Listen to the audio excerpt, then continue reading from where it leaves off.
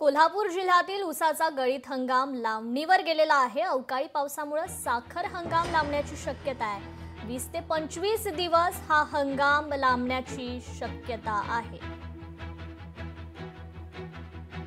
गेल्या आठवड्याभरापासून कोल्हापूर शहराबरोबरच ग्रामीण भागात मुसळधार असा पाऊस कोसळतोय आणि परिणामी शेतात पाणी साचल्यामुळे यंदाचा साखर हंगाम जो आहे तो लांबण्याची शक्यता आहे ती वर्तवण्यात येते।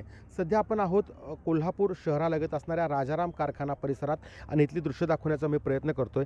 या ठिकाणी अनेक ज्या बैलगाड्या आहेत ते याच ठिकाणी थांबून आहेत। खरं तर 1 तारखेपासून ऊस हंगाम आहे, साखर हंगाम आहे तो सुरू होणार होता। मात्र यंदा कोल्हापूरच्या ग्रामीण भागामध्ये जोरदारचा असा पाऊस कोसळतोय आणि त्यामुळेच ऊसाचं पाणी आहे ते मोठ्या प्रमाणावर साचलेलं आहे आणि त्यामुळे ह्या बैलगाड्या आहेत त्या जैसे ते असल्याचं पाहायला मिळतं आहे। खरं तर यंदा साखर हंगाम लवकर सुरू होईल अशी अपेक्षा होती। मात्र या पावसानं अजून ऊस तोड कामगार देखील या ठिकाणी दाखल झालेले नाही आहेत। त्यामुळे ह्या सगळ्या गाड्या कारखाना स्थळावरती ह्या ठिकाणी असल्याचं आपल्याला पाहायला मिळतं आहे। एकीकडे कारखान्याचा मेंटेनन्स काही ठिकाणी सुरू आहे तर दुसरीकडं अजून 15 ते 20 दिवस हा हंगाम आहे तो लांबेल अशी एक शक्यता जी आहे ती कारखानदारांनी व्यक्त केल्याचं पाहायला मिळतं आहे। कारण ऊसतोड कामगार अद्याप दाखल झालेले नाही आहेत। त्यातच कोल्हापूर शहराबरोबरच जिल्ह्यात खूप असा मुसळधार असा पाऊस कोसळतो आहे आणि परिणामी ऊसामध्ये खूप पाणी आहे आणि त्यामुळं